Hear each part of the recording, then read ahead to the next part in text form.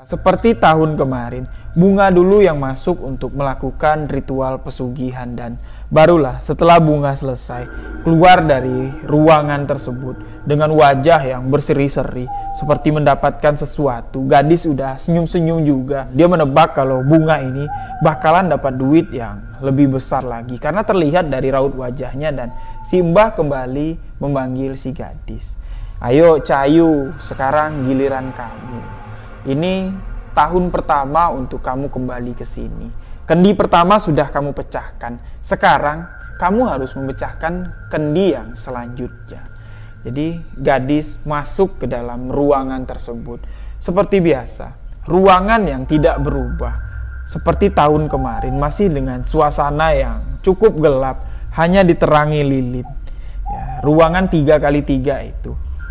Terdapat meja yang penuh dengan sesaji dan gadis kembali melihat. Di situ ada 3 buah pilihan kendi. Kendi yang kecil, kendi yang sedang, dan kendi yang cukup besar. Jadi gadis ini berpikir, kemarin aku pecahkan kendi yang ukuran sedang. Aku dapat uangnya ya lumayan banyak. Nah, kali ini aku akan memecahkan kendi yang lebih besar. Kendi yang ketiga akan aku pecahkan.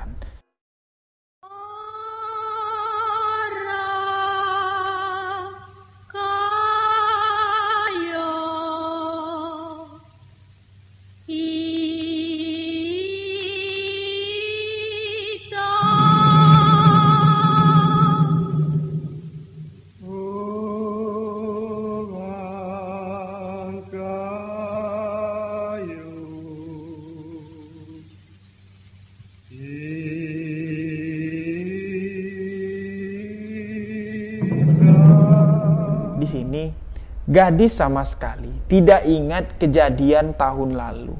Ketika dia di rumah Mbah, ketika dia memecahkan kendi, ibunya meninggal dunia itu sudah tidak dia ingat lagi. Yang ada di pikirannya sekarang duit, duit, duit. Dia mau duit. Jadi si Mbah mengatakan, yuk, ayo Cahayu, sekarang kamu fokus. Ritual akan segera dimulai. Si Mbah kembali membakarkan menyan. Menaburi menyan di sebuah nampan yang berisi bara api. Seperti biasa, seperti tahun kemarin. Ketika kemenyan itu semerbak aromanya, kemenyan itu terbakar. Ruangan 3x3 itu terasa sangat penuh, bahkan sekarang.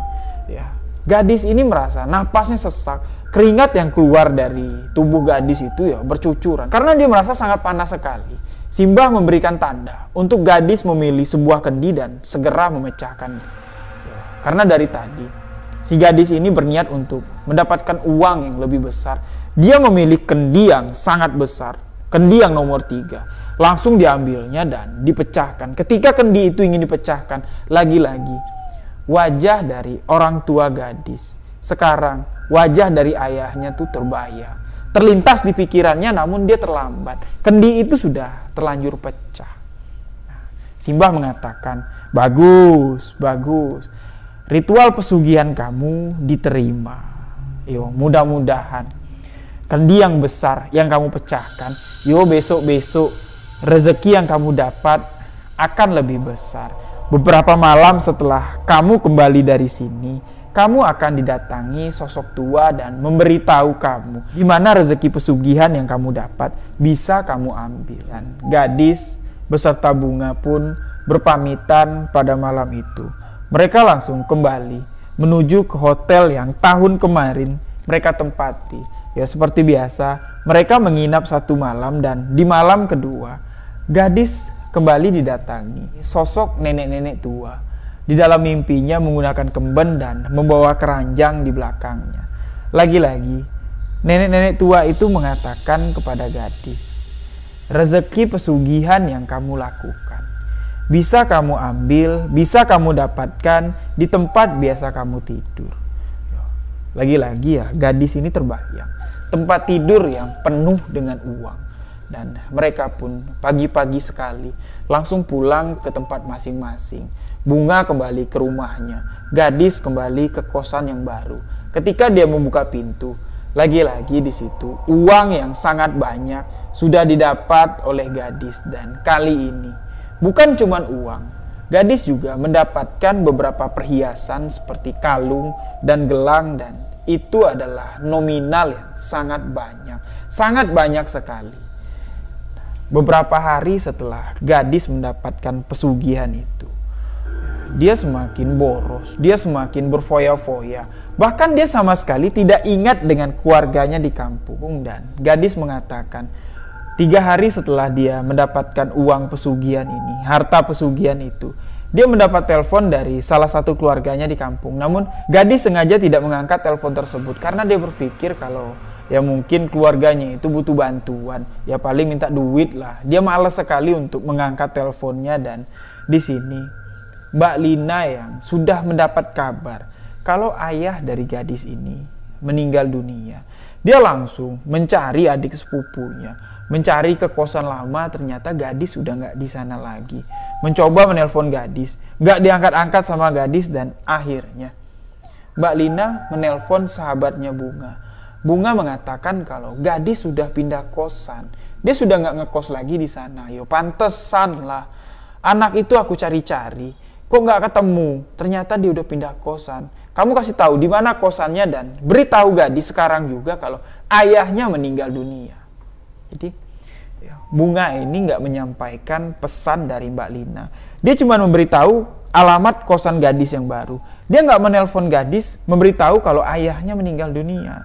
Dan ketika gadis sedang ada di kosan, tiba-tiba Mbak Lina datang dengan marah-marah. Dia mencaci maki adiknya. Kamu nggak tahu diri. Kamu tuh kesini tuh bukan buat nyusahin. Kamu tahu nggak? Bapak kamu meninggal. Aku coba untuk ngubungin kamu. Kenapa nggak kamu angkat-angkat teleponku? Apa salahku, Dek? Kamu pindah kosan. Kamu nggak ngabarin aku. Mentang-mentang kamu sekarang sudah berteman dengan temanku. Yo, kamu nggak perlulah ngejauhin aku. Aku juga nggak ngelarang kamu untuk berteman dengan siapa saja. Yo, susahnya seperti ini. Kalau ada kabar duka, kalau ada kabar yang dari kampung yang nggak enak, yang nggak baik, gimana aku bisa nyari kamu? Yo, sekarang gimana? Ayah kamu meninggal. Ayo kita pulang kampung. Ketika dia mendengar ayahnya meninggal, di sini gadis baru sadar kebodohannya, kesalahannya tuh dia baru tahu. Dia lama termenung, sampai-sampai si Mbak Lina ini menepuk-nepuk baunya. Woi, ayo kita berangkat. Kapan lagi? Nanti kamu nggak ketemu sama jenazah ayah kamu. Jadi gadis berangkat. Karena jarak yang mereka tempuh tidak memungkinkan kalau jenazah yang sudah meninggal 1 hari lebih itu ditunggu untuk dimakamkan. Warga pun berpikir ya udahlah, mungkin nggak rezeki anaknya untuk melihat ayahnya terakhir kali. Nah di situ lagi-lagi gadis sama sekali tidak bisa melihat jenazah ayahnya untuk terakhir kali. Ketika dia sampai ke kampung halaman, jenazah ayahnya sudah dikuburkan dan warga mengatakan, ya kamu jadi anak kok begini amat. Apa salah orang tua kamu sampai-sampai mereka mati pun mereka tidak dapat kamu temui. Jangan-jangan kamu ini banyak salah sama ibu bapak kamu. Mendengar apa yang dikatakan warga, disitulah mental dari gadis ini terpukul sekali. Dia sebenarnya ingin cerita kepada Mbak Lina, tapi dia takut. Dia sangat takut sekali. Pada acara malam yasinan, dia sama sekali nggak fokus. Dia keluar dari rumah tersebut untuk menelpon Bunga. Dia menanyakan kepada Bunga, Mbak, aku mau nanya sama kamu. Setiap kamu mecahin kendi yang ada di tempat simbah, melakukan ritual pesugihan, kamu pernah nggak kebayang wajah orang tua kamu? Bunga cuma menjawab, yo, apa yang kamu bayangkan, yo, itulah yang bakal terjadi. Jadi gadis ini bingung. Yo, maksud kamu apa, Mbak? Yo, kalau kamu memecahkan kendi, kalau kamu ngebayangin wajah ibu kamu, yo, kendi itu pecah, yo, pecahlah ibu kamu. Yo, maksud kamu apa? Yo, apa yang kamu alami sekarang itu udah aku alami dulu. Bahkan kedua orang tuaku sudah meninggal. Kemarin, kendi keempat yang kupecahkan, aku memecahkan wajah adikku. Itu yang dikatakan Bunga yang membuat gadis ini gemetar dan mematikan teleponnya. Ternyata pesugihan putih yang dikatakan oleh Bunga, pesugihan putih yang dikatakan oleh si Mbah Dukun ini hanyalah tipu daya. Tipu daya untuk mengajak si gadis ini melakukan ritual sesat, melakukan ritual yang sangat-sangat dilarang dalam agama. Menumbalkan kedua orang tuanya, menumbalkan nyawa seseorang untuk mendapatkan harta kekayaan, mendapatkan dunia. Nah, jadi setelah gadis mendengar apa yang diucapkan Bunga, dia sudah paham, dia sudah mengerti. Itulah saya bilang, bodohnya si gadis ini. Dia kembali flashback. Ketika memecahkan kendi pertama, wajah ibunya yang terbayang. Dan kendi yang besar dipecahkan oleh gadis ini adalah nyawa ayahnya yang diberikannya kepada setan. Diberikan kepada pesugihan tersebut. Gadis hari itu, mau gak mau, dia menceritakan semuanya kepada Mbak Lina. Setelah yasinan bubar, setelah adik-adik gadis ini tidur, dia membangunkan Mbak Lina. Mbak, bangun Mbak. Mbak, bangun Mbak, aku mau cerita. Aku mau menyampaikan sesuatu. Jadi Mbak Lina ini terbangun. Ada apa, Dik? Kamu mau cerita apa? Ya udahlah, Bapak udah meninggal. Jangan kamu sesali. Mungkin Allah berkehendak lain. Sampai-sampai kita nggak bisa ngelihat jenazah orang tua kamu. Bukan itu, Mbak. Aku mau ceritain hal lain. Jadi Mbak Lina ini duduklah, cuci muka, duduk di ruang tamu. Hanya ada gadis dan Mbak Lina. Gadis menceritakan semua. Sebenarnya Mbak, aku menghindar dari kamu itu bukan tanpa alasan. Setahun belakangan ini, aku melakukan sebuah kesalahan. Sebuah kesalahan yang tidak aku sadari. Aku ketipu, Mbak. Loh, kamu ketipu apa? Bukannya sekarang kehidupan kamu itu udah berubah. Semenjak kamu dekat dengan si Bunga, aku lihat-lihat kosan kamu udah bagus. Pakaianmu sudah mahal semua. Sekarang juga kamu sudah menggunakan perhiasan. Aku pikir kamu kerja sama Bunga. Enggak, Mbak. Jadi aku diajak sama Mbak Bunga untuk melakukan pesugihan. Ketika gadis mengatakan pesugihan, Mbak Lina berdiri dan langsung menampar gadis tepat di pipinya. Kurang ajar kamu, setan kamu. Apa yang kamu lakukan? Jangan-jangan ibu bapak kamu mati, kamu tumbalkan menjadi tumbal pesugihan. Apa yang kamu dapat, Dek? Istighfar. Walaupun aku jual diri, aku kerja di tempat hiburan malam, tapi aku tidak terfikir untuk menumbalkan ibu bapakku. Aku kerja begini tuh untuk orang tuaku. Walaupun nanti ketika mereka tahu uang yang kukirimkan untuk mereka makan itu adalah uang haram hasil kerjaku jual diri. Tapi aku sama sekali nggak habis pikir. Kenapa kamu memilih jalan pesugihan?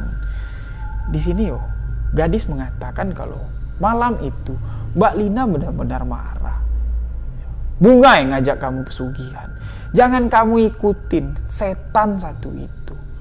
Nah, jadi karena sudah emosi, Mbak Lina ini mengatakan Bunga itu setan. Aku sudah tahu sebenarnya. Apa yang dilakukan Bunga itu aku tahu. Bahkan Bunga pernah mengajak aku untuk melakukan ritual pesugihan yang sama. Pasti dia mengatakan pesugihan yang kamu lakukan sekarang, pesugihan putih, pesugihan tanpa tumbal. Pasti itu yang dikatakannya. Iya, Mbak. Bunga mengatakan seperti itu dan si Mbah yang memiliki pesugihan ini juga mengatakan pesugihan ini tidak ada tumbalnya. Nah, jadi aku menyesal, Mbak, sekarang. Karena setiap 1 tahun sekali aku harus datang ke tempat pesugihan itu. Aku harus memecahkan kendi. Nah, aku gak mau. Kendi-kendi selanjutnya itu adalah adik-adikku yang akan mati menjadi tumbal. Walaupun lah, Mbak, uang yang aku miliki sekarang ini habis, bless, gak bersisa, aku ikhlas. Aku mati pun sekarang aku ikhlas, Mbak, agar bisa menebus kesalahan yang telah aku lakukan. Jadi setelah Mbak Lina ini tahu permasalahan yang tengah membelit si gadis, dia prihatin. Walaupun dia marah, tapi permasalahan ini harus diselesaikan bagaimanapun caranya. Malam itu mereka sama-sama berpikir bagaimana caranya agar mereka ini bisa menyelesaikan hal pesugihan yang dilakukan oleh gadis. Nah, gadis mengatakan kepada Mbak Lina, apa besok pagi-pagi kita datang ke rumah Pak Ustadz, Mbak. Kita ceritakan permasalahan ini. Nah, Mbak Lina mengatakan, yo jangan, nanti warga kampung tahu. Kamu juga nanti yang malu. Kasian, adik-adik kamu kasian. Kasian, orang tua kamu kasian. Almarhum kasian. Mereka sudah meninggal. Mereka nanti disebut-sebut warga sebagai tumbal pesugihan. Yo, kalau kamu pengen konsultasi dengan Ustadz, yo, setibanya di Jakarta nantilah. Kita cari Ustadz, kita cari orang yang mengerti tentang hal ini. Singkat cerita, setelah yasinan di malam ke-7, Bunga dan Mbak Lina pun kembali ke Jakarta. Namun gadis gak berani tinggal di kos-kosannya. Akhirnya Mbak Lina membawanya lah ke apartemen. Dan itu pertama kali gadis menginjakan kakinya ke apartemen Mbak Lina. Namun dia merasa, semenjak dia tahu kalau pesugihan yang dilakukannya ini menumbalkan kedua orang tuanya, dia merasa dirinya sangat hina. Bahkan lebih hina dari binatang. Untuk menatap wajah orang aja dia nggak sanggup. Jadi di tahun 2016 itu, menjelang masuk ke tahun 2017, di situ dia sama sekali mengucilkan diri dari masyarakat. Bahkan dia sudah tidak mempedulikan lagi dengan harta yang dia miliki. Beberapa ustadz didatangi untuk konsultasi permasalahan ini. Namun ustadz itu cuma menyarankan, bertobatlah dengan bersungguh-sungguh, maka Allah akan memberikan jalannya. Allah akan membukakan pintu maaf untuk orang yang bertobat. Namun di sini hatinya itu belum tenang. Nah, jadi pada suatu ketika di tahun 2016 menjelang tahun 2017, gadis yang sudah memiliki mobil pada saat itu, dia mengendarai mobilnya. Namun pada saat malam sekitar jam 11 lah kejadian itu, gadis ini kebanyakan melamun. Dia hilang kendali dan mobilnya itu menabrak pembatas jalan. Namun naas, gadis ini memang tidak terluka cukup parah. Hanya mengalami beberapa memar lah di bagian tangan dan kepala. Tapi seluruh barang yang dibawa oleh gadis, handphone, perhiasan, bahkan tas yang berisi uang, itu habis diambil orang. Nah, jadi setelah kejadian itu, mobil yang dimiliki gadis dari hasil pesugihan itu ditinggalkannya begitu saja. Dia pulang berjalan kaki karena gak punya handphone lagi untuk menghubungi siapa-siapa, gak punya uang lagi untuk ongkos. Dia berjalan kaki di jam 11 malam dengan bagian kepala terluka, dengan bagian tangan yang terluka. Di pertengahan jalan, gadis bertemu dengan seseorang mengendarai sepeda motor. Pria itu umurnya nggak berbeda jauh lah dengan Mbak Lina. Paling usianya sekitar 23-24 tahun lah. Menawarkan diri untuk mengantar gadis. Awalnya gadis takut. Takut kalau pria ini berniat jahat. Namun dari wajah pria itu, dari pakaiannya, terlihat kalau pria yang berhenti menawari tumpangan kepada si gadis ini adalah pria yang soleh. Karena pakaiannya itu menggunakan baju koko dan menggunakan songkok, menggunakan peci. Nah, di pinggir jalan itu, sang pria pun turun dari sepeda motor, menanyakan apa yang terjadi kepada gadis. Gadis menceritakan semua, mobilnya dia tinggal, dia kecelakaan. Ketika dia sadar, seluruh barang bawaannya itu udah nggak ada lagi. Dan tidak ada satu orang yang ada di lokasi kejadian. Dan si pria ini mengatakan, kamu tinggal di mana? Kalau memang kamu mau aku antar, kalau kamu percaya aku tidak berbuat jahat kepada kamu, ayo aku antarkan kamu sampai ke rumah. Namun jarak yang cukup jauh dari lokasi kejadian ini menuju ke apartemen si Mbak Lina itu cukup jauh. Gadis mengatakan, rumah saya jauh. Saya juga nggak berniat untuk pulang ke rumah karena ada sebuah masalah yang sangat mengganggu hidup saya. Nah, singkat cerita, laki-laki muda yang tampan ini menawarkan diri, ya udah, kalau kamu mau, kamu bisa pulang ke pondok pesantren tempat saya mengajar. Tapi mohon maaf sebelumnya, kalau kamu mau masuk ke pondok pesantren ini, kamu harus mengganti pakaian kamu. Nah, pada saat itu, gadis menggunakan pakaian yang sangat minim. Dia menggunakan rok mini, hanya menggunakan tank top. Ya, akhirnya, si pemuda ini mencarikanlah pinjaman pakaian di rumah kerabatnya untuk dipakaikan kepada gadis. Dan pada malam itu, sekitar jam 12 malam, gadis dibawa masuk ke pondok pesantren tempat pemuda ini mengajar. Pada malam itu, gadis pun dikenalkan dengan beberapa santriwati yang ada di sana untuk menemani gadis. Nah, keesokan harinya ketika gadis bangun sekitar jam 9, ya, karena dia merasa badannya ini sakit-sakit semua. Karena kecelakaan tadi malam, dia bangun agak siang. Dia melihat suasana pondok pesantren itu sudah sepi karena santri-santri yang ada di sana sudah masuk kelas.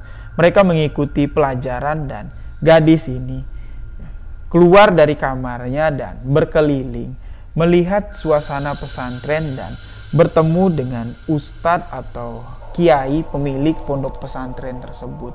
Ya, karena kiai ini sudah diceritakan oleh pemuda ini. Gadis menginap di sana, diceritakanlah semuanya oleh pemuda itu dan kiai pun mengizinkan. Ketika ketemu dengan si kiai, ya, gadis yang merasa malu, dia langsung nunduk. Dia langsung menyuruhkan tangan untuk berjabatan, namun Pak Kiai ini menolak jabatan tangan dari gadis. Pak Kiai hanya mengangkat tangan lah sebagai simbol menerima salam dari gadis. Ya mungkin karena bukan muhrim, atau juga bisa jadi pada saat itu, pada pagi itu Pak Kiai masih memiliki wudhu. Ya, dia nggak mau membatalkan wudhunya. Nah, jadi gadis pun ya diajak ke ruang tengah atau ke aula yang ada di pondok pesantren itu. Ya, jadi Mbak Gadis mengatakan suasana di pondok pesantren itu sangat asri sekali. Tempat dia duduk bersama Pak Kiai itu ya seperti bale-bale. Di bawahnya ada kolam ikan dan di belakangnya itu ada ladang untuk memenuhi kebutuhan sayur mayur yang ada di pondok pesantren ini. Dan pagi itu Pak Kiai langsung menanyakan kabar Mbak Gadis. Gimana keadaanmu, nak? Ya, apakah luka yang kamu alami cukup berat?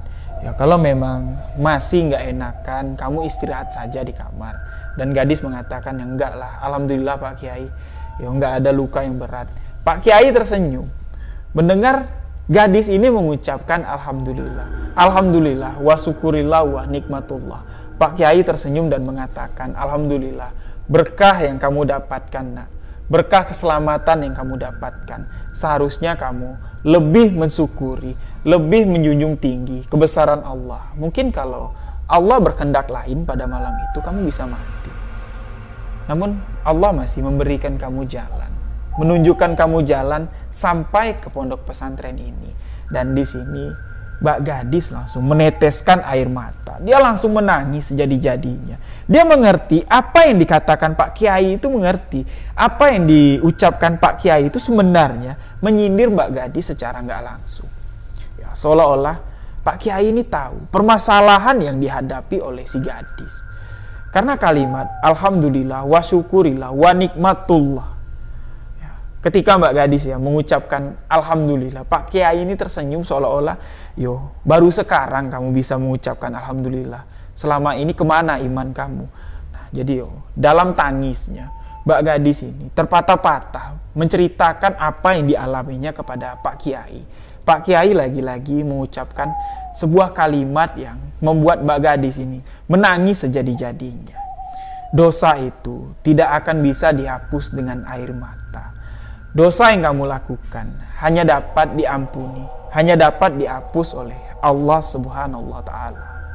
Kamu penuhi kolam ini dengan air mata kamu, itu tidak akan bisa menghapus dosa kamu. Nah, bertaubatlah, bertaubatlah, taubatan nasuha. Serahkan diri kamu kepada Allah. Insya Allah, jalan yang kamu pilih di masa lalu, insya Allah, jalan salah yang kamu pilih di masa lalu akan dimaafkan oleh Allah. Karena apa? Allah Maha Pengasih, Allah Maha Pengampun. Ketika umatnya meminta Allah tidak akan menolak pinta umatnya. Mintalah taubatan kepada Allah untuk mengampuni semua dosa kamu.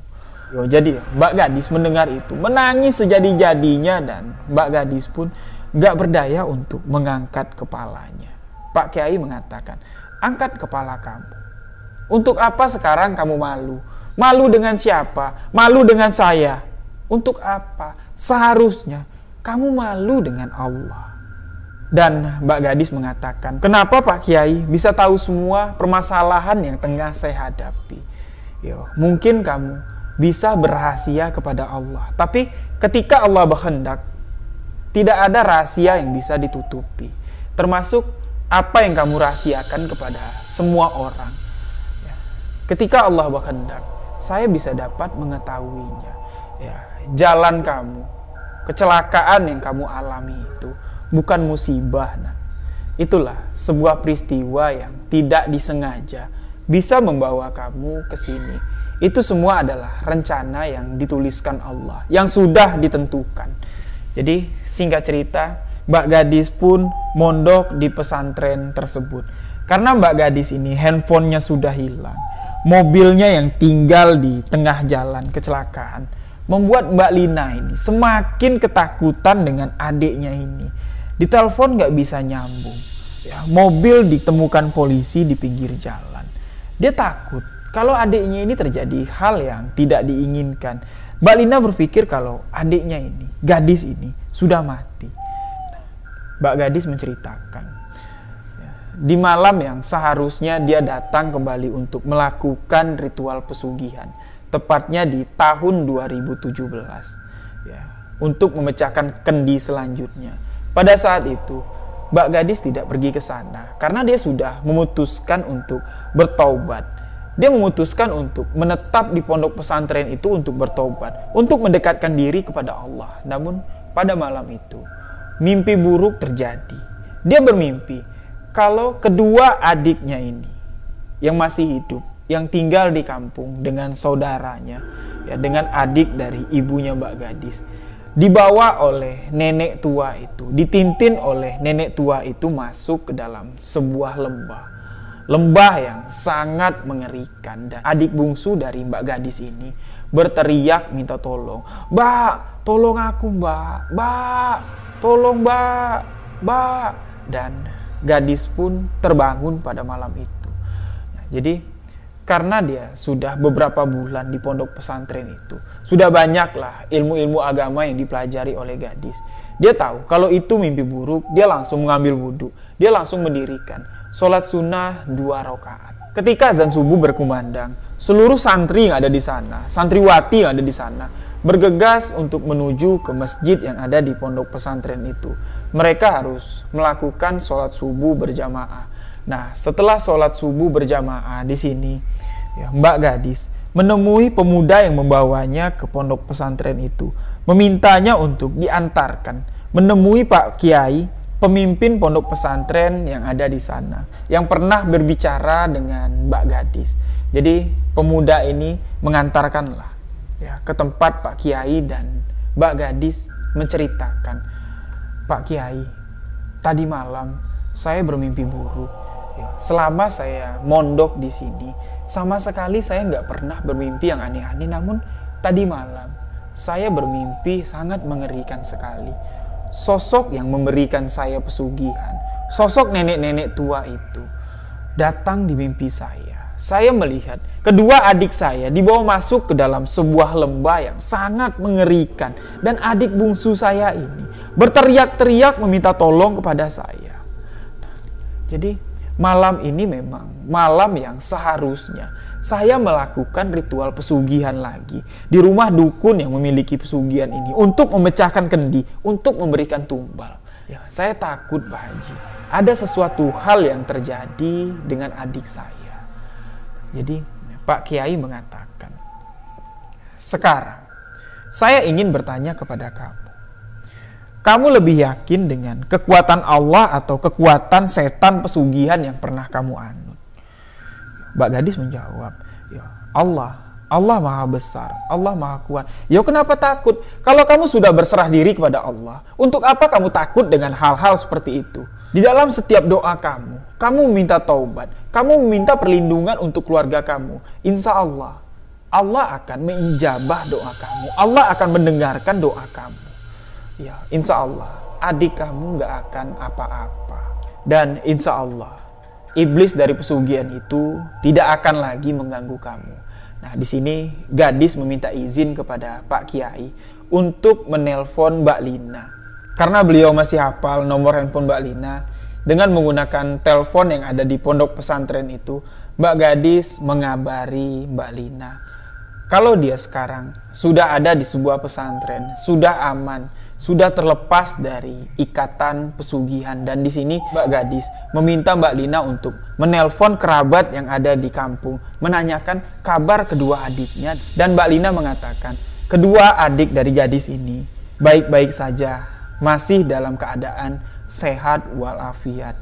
Nah, di sini Mbak Lina meminta alamat pondok pesantren itu. Gadis pun memberikannya. Nah, singkat cerita, di tahun 2020, Mbak Lina yang mohon maaf sebelumnya, yang tadinya pekerjaannya tuh salah ya, menjadi simpanan om-om dan kerap kali melakukan zina.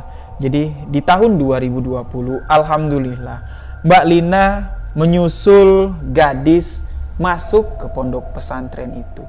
Jadi dari tahun 2017, 2018, 2019 sampai di tahun 2020, Mbak gadis menetap di pondok pesantren tersebut karena dia masih merasa dirinya itu masih kotor, dirinya itu masih kurang tentang ilmu agama. Dia ingin sungguh-sungguh untuk mendalami ilmu agama agar kelak nanti ilmu yang dia dapat dari pondok pesantren itu dapat dibawanya keluar. Dan insya Allah di tahun 2022 ya, Mbak gadis menceritakan kepada saya dia sedang menjalani sebuah prosesi ta'aruf dengan seorang laki-laki. Yo, insya Allah laki-laki itu akan menghalalkan Mbak gadis dan kedua adik Mbak gadis yang tinggal di kampung, diasuh oleh adik almarhum ibunya. Nah, di sini ketika kecelakaan mobil itu, seluruh barang bawaan dari Mbak gadis ini hilang, termasuk ATM untuk menyimpan uang pesugihan itu. Ya, lenyap entah kemana. Mbak gadis pun sudah tidak memikirkan tentang harta yang dia dapat, harta yang didapatkannya karena menumbalkan kedua orang tuanya. Nah, jadi Mbak gadis ini, walaupun sekarang dia sudah berada di tempat yang tepat, Mbak gadis masih di pondok pesantren tersebut. Dia menjadi staf yang ada di sana. Dia membantu untuk mengurus pesantren tersebut. Nah, tapi dia masih sering mendengarkan cerita-cerita tentang pesugihan, cerita-cerita tentang ilmu hitam. Karena dengan cerita-cerita tersebut, dia bisa kembali teringat dengan masa lalunya, teringat dengan kesalahan yang telah dilakukannya. Semakin dia teringat dengan kejadian yang lalu, kesalahan yang pernah dilakukannya, semakin dia mendekatkan diri kepada Allah. Semakin dia ingin bertobat, semakin dia mendalami ilmu agama. Jadi tujuan dari Mbak gadis menanyakan tentang pesugihan kepada saya itu, sebenarnya dia masih penasaran, apakah benar ada pesugihan putih. Nah, jadi setelah saya mendengarkan cerita dari Mbak gadis ini, saya menjawab kepada Mbak gadis. Mbak gadis sendiri pernah mengalami di tahun 2015 menjalani pesugihan putih. Apakah itu benar-benar putih? Apakah itu benar-benar nyata? Nah, Mbak gadis cuma menangis, mengatakan kalau itu adalah tipu daya setan, itu adalah tipu daya iblis. Dan dia juga seringkali menanyakan kepada Pak Kiai tentang hal pesugihan. Apakah ada pesugihan putih? Apakah di dalam agama Islam diperbolehkan melakukan pesugihan? Karena banyak sekali orang mengatakan pesugihan itu ada yang dibolehkan, ada yang enggak. Nah, jelas-jelas ya, pesugihan, menduakan Tuhan untuk mendapatkan rezeki, meminta selain kepada Allah itu adalah salah. Tidak ada pesugihan putih, tidak ada yang dibenarkan. Ya, itu pendapat saya. Mohon maaf kalau kita berbeda pendapat. Kalau ada sahabat-sahabat yang berbeda pendapat tentang pendapat saya tentang pesugihan, menurut saya, apapun itu jenis pesugihannya, itu adalah sesat, itu adalah salah. Karena saya sendiri pernah melangkahkan kaki menuju ke arah pesugihan, hampir terjerumus ke arah pesugihan, dan insya Allah ceritanya akan saya ceritakan di video selanjutnya. Di sebuah video yang sangat spesial yang akan saya berikan kepada sahabat-sahabat semua. Makanya di awal saya sebutkan, tidak ada manusia yang sempurna, tidak ada manusia yang tidak pernah melakukan kesalahan, termasuk saya. Banyak sekali perjalanan hidup saya menjelang ke hari ini, banyak sekali kesalahan-kesalahan yang pernah saya lakukan. Dari situlah saya belajar untuk menjadi lebih baik, untuk menjadi seperti sekarang ini. Insya Allah nanti saya akan membagikannya untuk sahabat-sahabat semuanya. Jadi demikianlah kisah pesugihan yang diceritakan oleh Mbak Gadis. Ya, mohon maaf jika ada salah-salah kata, salah-salah kalimat dalam penyampaian kisah ini, dan mohon maaf juga kalau sahabat-sahabat masih ada yang berpendapat kalau pesugihan itu ada pesugihan putih. Ya mungkin pendapat kita berbeda. Ya. Demikian sebuah kisah misteri kali ini. Mohon maaf jika ada salah-salah kata. Saya Riwijaya mengucapkan wabillahi taufik wal hidayah. Wassalamualaikum warahmatullahi wabarakatuh. Salam sebuah kisah misteri.